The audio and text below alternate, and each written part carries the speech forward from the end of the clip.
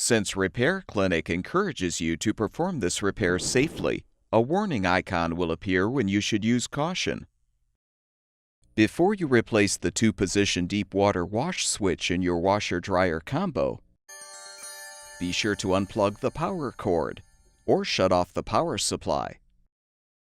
Use a 5/16" socket or nut driver to unthread the 3 screws, securing the control panel assembly. Detach the panel assembly. Pull off the deep water wash switch knob. Depress the tab to release the wire connector from the switch. Now lift the arm and rotate the old switch to remove. Install the new deep water wash switch by positioning it in the control panel, then rotate until the switch is fully seated.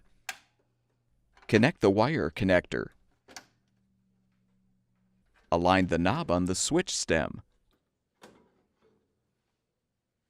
Reinstall the control panel assembly.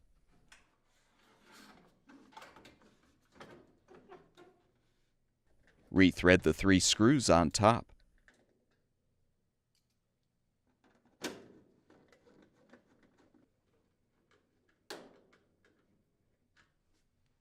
Plug the power cord back in or restore the power supply, and your washer-dryer combo should be ready for use.